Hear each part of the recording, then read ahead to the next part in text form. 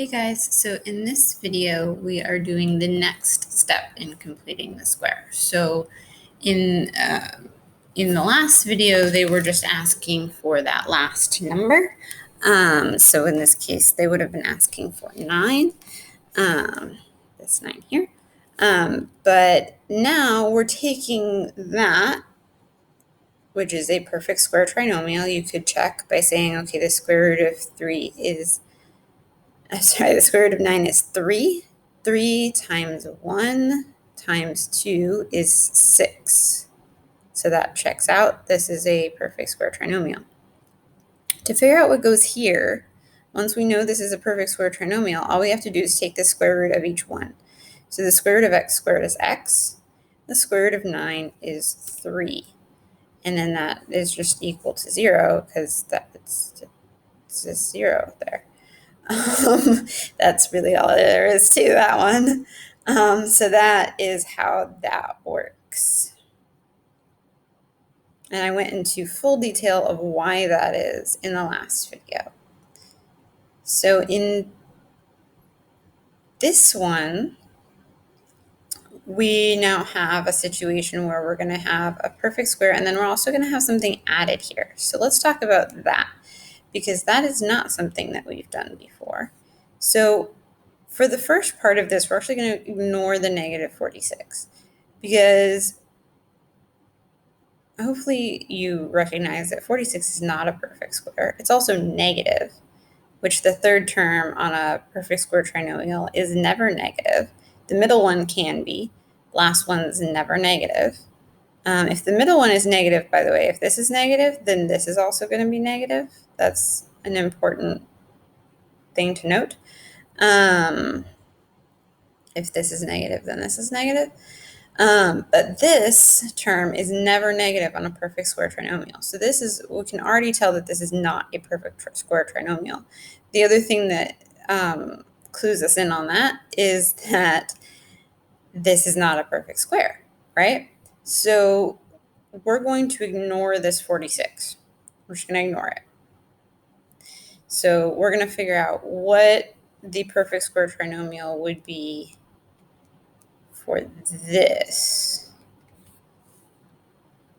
and ignore the 46, and then we'll bring it back into play later. So I'm just going to write it over here so I don't forget about it, but I'm not using it right now. Okay. Now I need to figure out what my b is going to be. Remember, we had a squared x squared plus 2abx plus b squared equals ax plus b squared. Sorry about my handwriting. So I need to figure out what my b is going to be. So I know 2ab equals 16. 2ab equals 16. So shortcut on this, if we had a number in front here, I would definitely set up the 2 times ab equals 16 and plug in a. But if there's no number here and a is just 1, then I can just divide this by 2. Because if a is just 1, that's always going to be 2 times 1, which is just 2, and then I divide by 2. So instead of setting this up every time, I'm just going to take the shortcut of just dividing this number by 2. So that's going to be 8.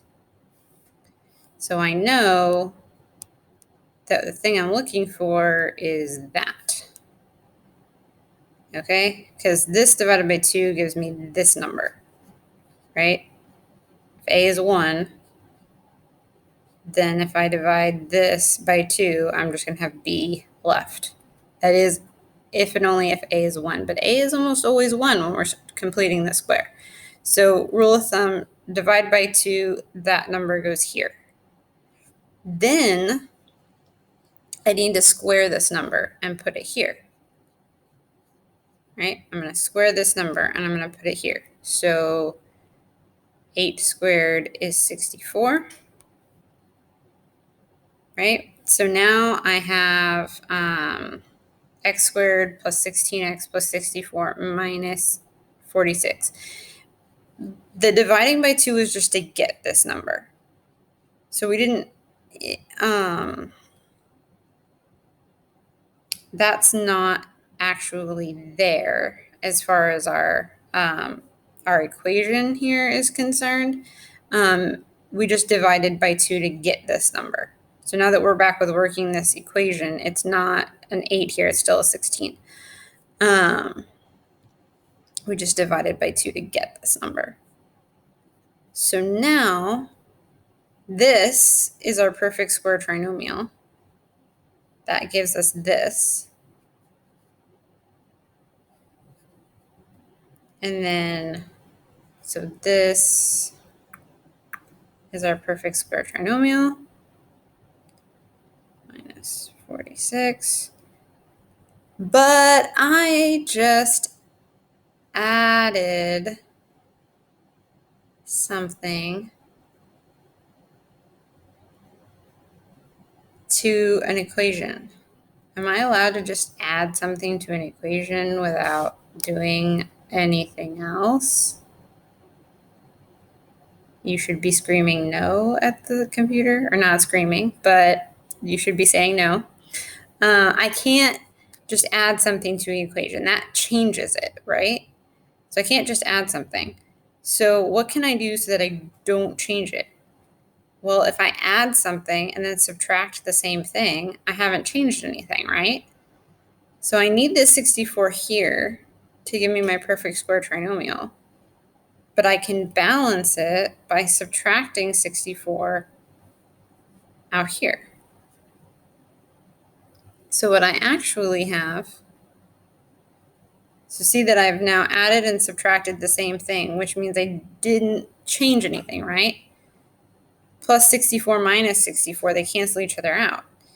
So this 64 gives me my perfect square trinomial. This minus 64 balances that out. So now I haven't changed anything. So now here I can just combine like terms. So I have negative 46 minus 64 is negative 110. So I have x plus 8 squared minus 110. This is my finished product. This is completing the square. So this is the full thing of completing the square. So I've got 8 here, and I've got negative 110.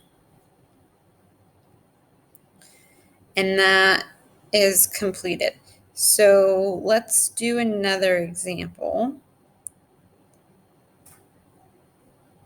This is 49, 7. I want one that I'm going to have to do that adding and subtracting again. This one's too easy. Hold on one second. Okay, let's do this one. So let's write out, again, 51, not only is it's negative, but it's also not a perfect square. So I know that this is not a perfect square trinomial. So I need to find out what number will make it a perfect square trinomial. So I've got x squared minus 8x. I'm going to leave a space, minus 51. Then I'm going to change color so I'm not confusing. I'm going to divide by 2. And so I get 4 here. So this is going to be, I know that x plus 4 squared is what I want because I divided by, nope. The 8 is negative, it should be x minus 4 squared. So be careful with your negatives. So this is negative, so this should be negative. So this is what I want. All right, that's what I want. So I need 4 squared here. Well, 4 squared is 16. Negative 4 squared is still positive 16. This is always going to be positive. So I added 16, so I have to also subtract 16. That's the rule. Because I don't want to change my my equation. So if I add something, I also have to subtract it. So then I have negative, so I can just combine like terms.